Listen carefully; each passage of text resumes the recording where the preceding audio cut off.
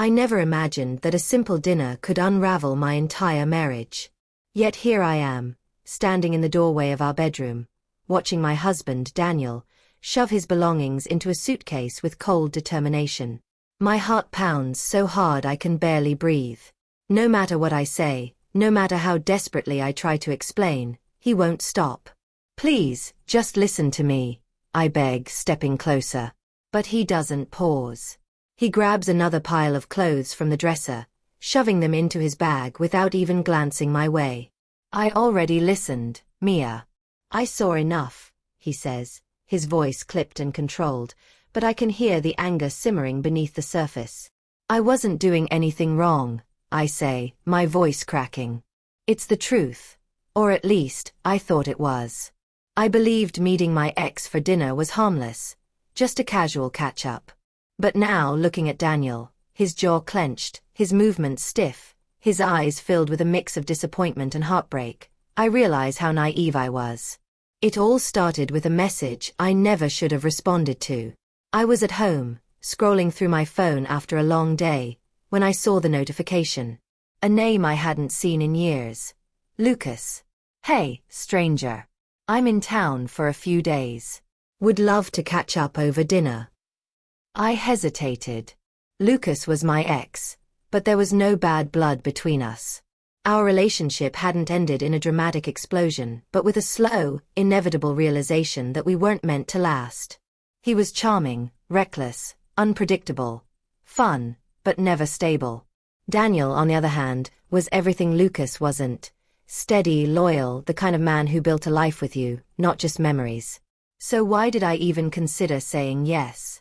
Maybe it was nostalgia. Maybe it was curiosity.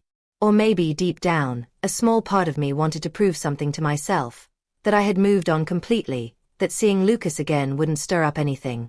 Sure, dinner sounds good. Just catching up, right? I replied, adding a casual emoji to keep it light. Of course. Just two old friends reminiscing, he responded. I should have told Daniel, but I didn't. Instead, I convinced myself it wasn't important, that he would only overthink it, that he might get jealous for no reason. I told myself that not mentioning it was the better choice, a harmless white lie. I didn't realize how much that choice would cost me. The restaurant Lucas chose was intimate. Too intimate.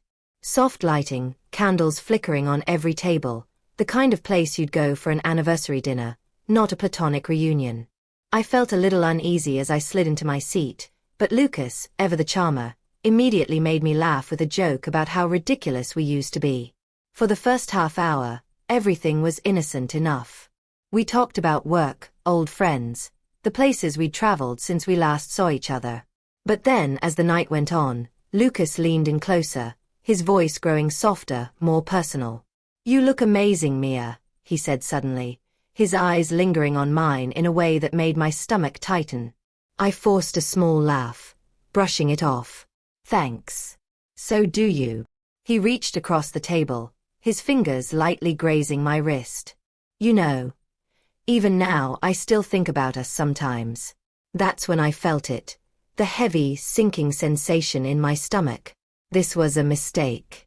I opened my mouth, ready to set boundaries, to remind him that I was happily married. But then, I felt something else, a presence. I turned my head, and my breath caught in my throat. Daniel. He stood near the entrance, his eyes locked onto mine, his expression unreadable. For what felt like an eternity, he just stared. No yelling, no confrontation, just silence. And then, before I could even process what was happening, he turned and walked away. I shot up from my seat so quickly that my knees slammed into the table. My wine glass wobbled, nearly tipping over.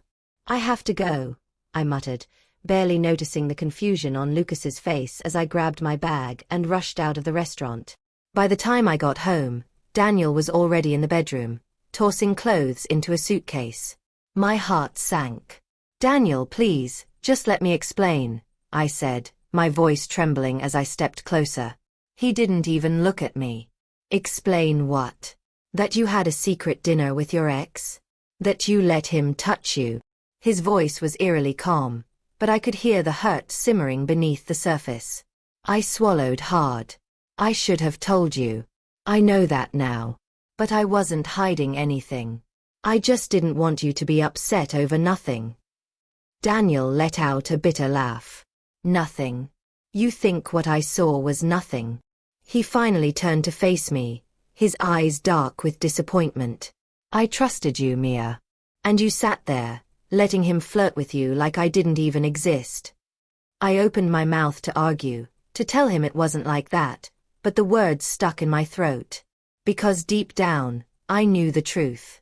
If the roles were reversed, if I had walked into a restaurant and seen him laughing, leaning in close to his ex, I would have felt the exact same way. It wasn't cheating, I whispered, desperate, but even I could hear how hollow it sounded. No, Daniel agreed, his voice cold. But it was betrayal. I flinched. So that's it. You're just leaving. He exhaled sharply, shaking his head as he zipped up his suitcase. I don't know, Mia. I just know I can't stay here tonight. I watched in helpless silence as he grabbed his things and walked to the door. I wanted to stop him. I wanted to beg him to stay, to tell him I'd do anything to fix this. But the truth was, I had already done the damage. And now, I didn't know if I could undo it.